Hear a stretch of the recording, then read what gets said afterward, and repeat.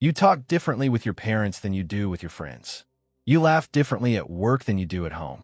Alone, in complete silence, you might not even recognize the version of yourself that shows up in a group chat full of jokes and energy. And somewhere along the way, you probably had this thought: which one of these is actually me? Here's what almost nobody tells you.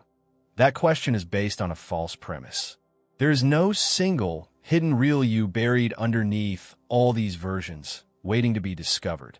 What you're experiencing has a name in psychology, and once you understand the mechanism behind it, the guilt you feel about not being yourself around different people will make a lot more sense and start to disappear. By the end of this video, you'll understand exactly why your personality shifts depending on who's in the room, why that's not dishonesty, and the specific skill some people have learned to use this mechanism on purpose for better relationships, better work performance, and less internal conflict. Stay until the end, because the last part explains something that will change how you think about every relationship you have. Let's start with the science. In 1974, psychologist Mark Snyder introduced a concept called self-monitoring, the degree to which people observe and adjust their behavior based on social context.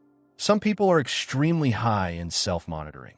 They're constantly, often unconsciously, reading the room and adjusting tone, language, humor, even posture to fit the situation. Other people are low in self-monitoring. They behave roughly the same way regardless of who's around, for better or worse. Here's the part that surprises most people. High self-monitoring is not a character flaw. It's not manipulation. It's not weakness. Research consistently shows that high self-monitors tend to have stronger social skills, more successful careers, and more satisfying relationships, precisely because they're skilled at calibrating themselves to different social environments.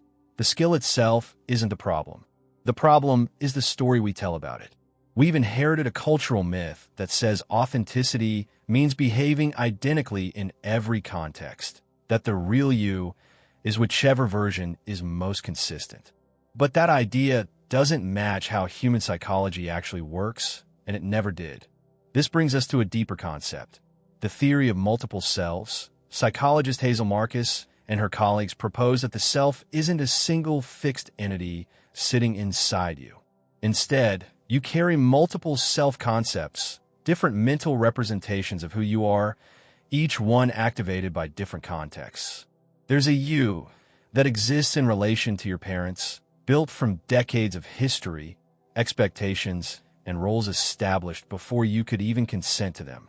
There's a you that exists with close friends, built around shared jokes, shared vulnerability, shared history of trust.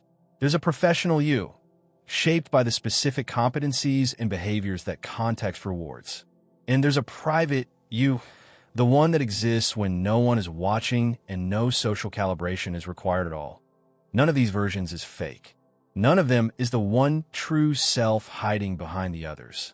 They are all you, different activations of the same underlying psychological system, shaped by different relational contexts. Here's an experiment that makes this concrete. Try to describe yourself in one sentence to your closest friend. Now try to describe yourself in one sentence to a new coworker. The sentences will likely be different, not because you're lying in one of them, but because different relational contexts make different aspects of you relevant and visible. Your friend has access to a part of your personality your coworker has never had reason to see. That doesn't mean your coworker only knows a fake version of you. It means they know a true, partial version built from a different angle. Now here's where it gets more specific and more useful. Researchers studying identity have identified that these context-dependent selves typically organize around three core variables: the power dynamic in the relationship, the emotional safety of the relationship, and a shared history you have with the people present. With people who hold more power over you, parents, bosses, certain authority figures, your nervous system automatically activates a more cautious, more monitored version of yourself.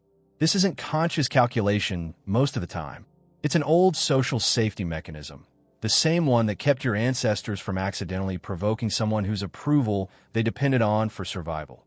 With people who feel emotionally safe, close friends, a partner, anyone who has proven over time that vulnerability won't be punished, Your nervous system relaxes, it's monitoring.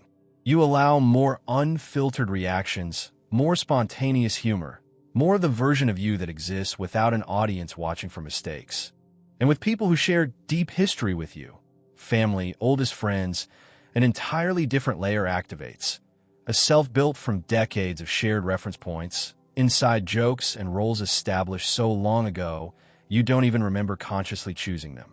This is often the most automatic version of yourself, running almost entirely outside conscious awareness, built on years of repeated interaction patterns. This explains something many people struggle with, feeling like a slightly different, sometimes less mature version of themselves around family, even as a fully formed adult. That's not regression. That is self-concept that was built in childhood, still partially wired into the same neural pathways, activated by the same people who were present when it was first constructed at SO. If there's no single real you, does that mean authenticity doesn't exist? Not all. It just means authenticity was never about behavioral consistency in the first place. Psychologists now define authenticity differently.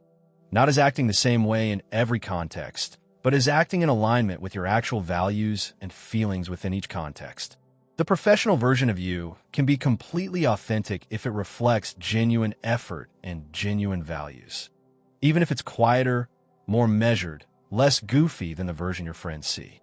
The friend version of you can be completely authentic in its looseness and humor, without that meaning the professional version was a performance. The actual warning sign isn't having multiple selves.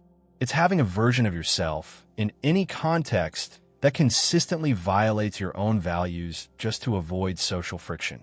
That's not multiplicity, that's self-abandonment.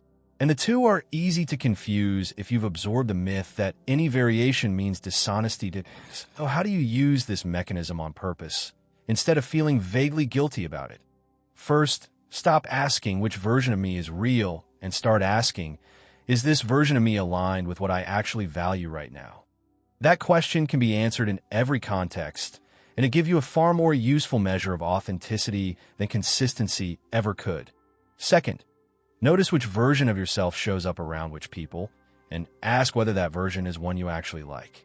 If a particular relationship consistently activates a self-concept you don't respect, one that's smaller, more anxious, more compromised than you want to be, that's valuable information about the relationship, not proof that you're fundamentally fake. Third, deliberately practice carrying small pieces of one self-concept in a context where it doesn't usually show up. If your humor only appears with friends, try letting a small amount of it surface at work. If your competence only appears at work, try letting a small amount of it show with family. This isn't about erasing the differences between yourselves. It's about loosening the rigid walls between them, so each version has access to a few more resources from the others. And finally, extend the same understanding to other people that you're now extending to yourself. The version of someone you see is never the only version that exists. The colleague who seems cold might be warm with people who feel safe to them. The family member who seems closed off might be vivid and funny somewhere you've never witnessed. Understanding that everyone is running the same multi-self architecture you are tends to soften judgment, both of others and of yourself. That here's the part that ties everything together. You are never one fixed person wearing different masks. You are a set of context-activated patterns, all genuinely yours, each one shaped by a different relationship, a different history, a different layer of safety or risk. The question was never, which one is the real me? The question that actually matters is, across all these versions, am I behaving in a way I respect? That question doesn't require consistency.